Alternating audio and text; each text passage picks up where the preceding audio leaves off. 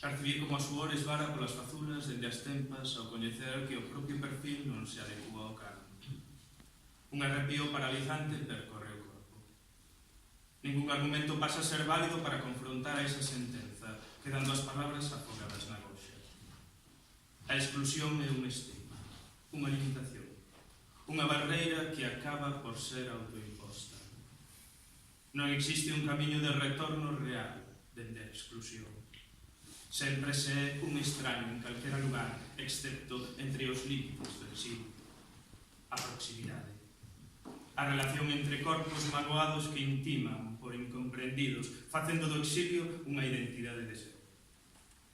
Confrontar o mundo coas mans cubrindo o rostro para non ser percibido. O mundo todos somos outros, a entidade que exclúe, que marxina, da que compre afastarse para non sucumbir.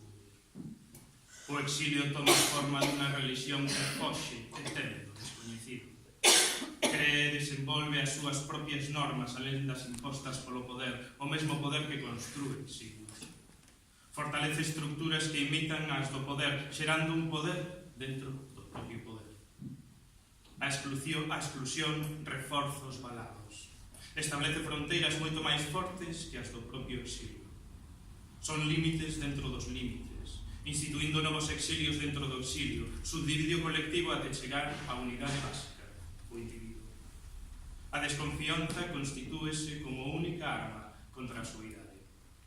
O mesmo silencio que reforza as estructuras de poder convértese nunha máxima fundamental. Muros dentro de muros, tantas barreiras intermedias que nunca foran quen de visualizar as do exilio primixenio.